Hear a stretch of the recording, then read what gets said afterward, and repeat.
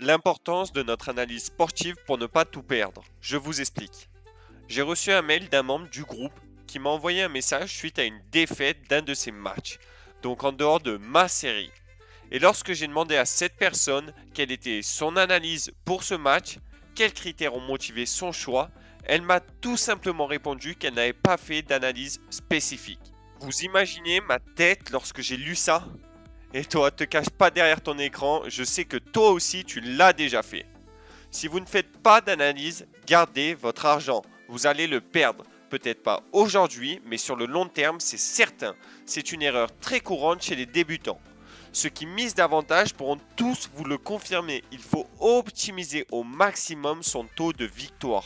On va prendre un exemple tout simple qui va avoir lieu dans peu de temps.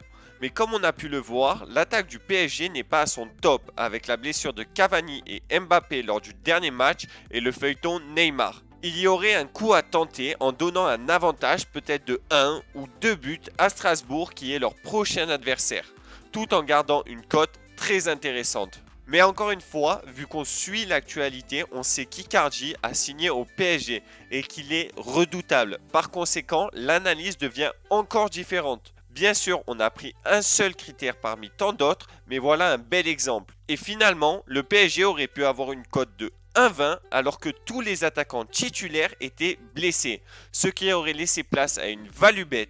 Si tu ne sais toujours pas ce que cela signifie, je t'invite à regarder ma dernière vidéo qui explique tout en détail. Au passage, laisse un like, un commentaire et même abonne-toi, ça m'encourage à donner toujours plus de conseils. Alors je sais, parmi vous il y en a qui aiment bien mettre une petite pièce ou un billet sans analyse.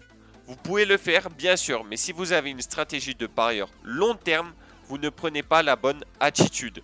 Adoptez la mentalité d'un gagnant et sur ces belles paroles, je vous dis à très bientôt. Ciao!